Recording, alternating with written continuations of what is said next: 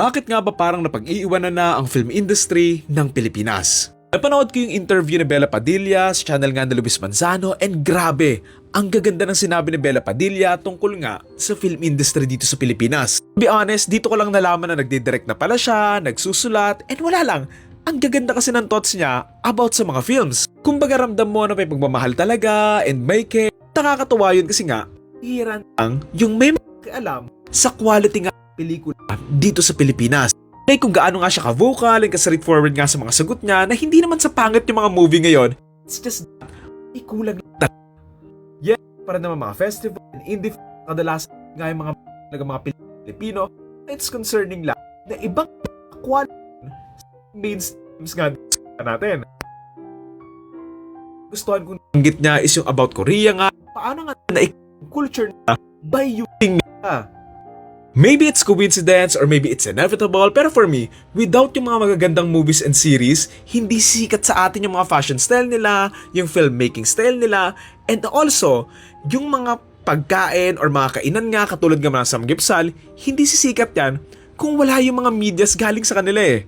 Kumbaga kakakonsume nga natin ng mga movies and series galing sa kanila, hindi natin napapansin na unti-unti na palang nating na-adapt yung kultura nila. It's very interesting and shows yung power and influence nga ng isang media. Para mo sa Pilipinas yung gobyerno nga natin, parang walang pakialam sa power ng movies and series. Meron namang isang sangay ng gobyerno dito sa atin na nagsasala nga ng mga movie na may pakialam kuno, pero may pakialam lang sila kapag nakakanti yung religious or personal beliefs nila. Parang ayoko yung panoorin kasi nasasaktan, naiinis and natitrigger ako. Kaya wag nyo ring panoorin.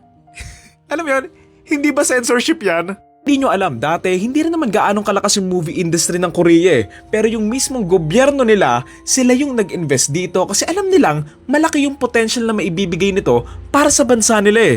Mugal sila ng bilyon-bilyon, nagplanuhan, na nag-isip sila na maigi para gumanda yung mga movies nila. Pagka in-improve yung writing, nag-invest ng mga mamahal equipments, and ayun kasi nga, nare-respeto na yung making ng ngayon eh. Isipin mo kung yung Philippine government mag-i-invest nga sila ng malaki sa mga movies and series and tutulong talaga sila to buy equipments na kaya nga sumabay sa ibang bansa, for sure, mas gaganda pa yung mga pelikula natin eh. Isipin mo no, Filipino movie na shot with IMAX. Ano yan? Love story comedy? Wag na lang. Ang lagi ko nga sinasabi diba, bibihira ako makakita ng Korean movie or series na talagang pangit. Alam mo yun? Parang rare siya. And dahil na nga din yan, sa magaling din talaga silang magsala and gumawa nga ng pelikula doon nga sa Korea. Dito naman sa Pilipinas, marami naman tayong magagaling na writers eh. Marami ding magagandang story. Pero ayun nga, walang maayos na tulungan na nakukuha, plus yung mga nagbibigay nga ng budget, wala ding masyadong taste. And alam mo yon, hindi sila maayos nagsasala ng mga pelikulang binibigyan nga nila talaga ng budget. Kaya hindi naman sa nagkukumpara, pero ikumpara nga natin yung mga Korean movies na kadalasan mas magaganda and high quality na nga kaysa sa mga Hollywood films. And not just on story but on visuals din kadalasan.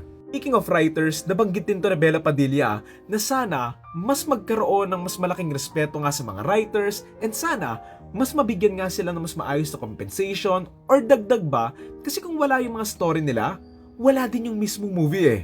I mean, you could sell a shitty movie with social media actors o yung mga nagte-trending na artista, pero it could only take you so far kasi at the end of the day, kahit yung mga pinakasikat na artista pa yung ilagay mo sa isang movie, kung pangit yung movie, wala din talagang manonood.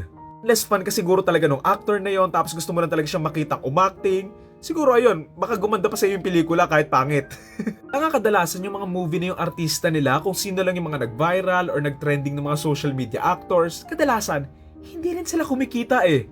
Nga doon lang sila umaasa at hindi nga sa quality ng writing, and for me, that's the stupidest way to make a film.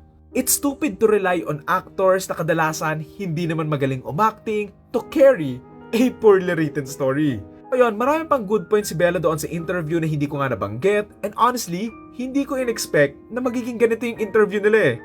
Yung para kang umattend ng talk about films on which sobrang nagustuhan ko. Ngayon, sana mas dumami pa yung mga actors, directors, and writers na mas magkaroon pa ng pake sa quality nga ng mga movies dito sa Pilipinas. Kasi I know masarap yung maraming pera. Pero sana given na nandyan na kayo, gumawa naman kayo ng paraan to improve nga yung film industry na unti-unti na ngang bumababa yung quality. To lagi ko tong sinasabi, let's not just support Filipino movies. Let's support good Filipino movies. Basically, kung susuportahan natin lahat, pati nga yung mga basurang pelikulang Filipino, then hindi nga talaga tayo mag-i-improve. Basically, may istak lang tayo sa ganitong klase ng film industry.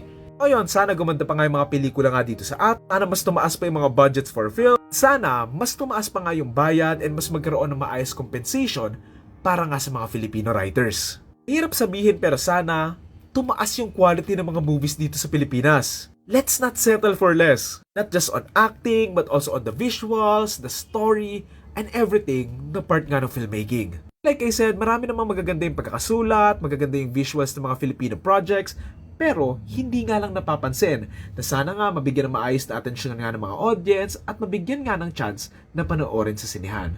So ayun lang naman, comment na lang kayo kung may gusto kayo sabihin. Thank you.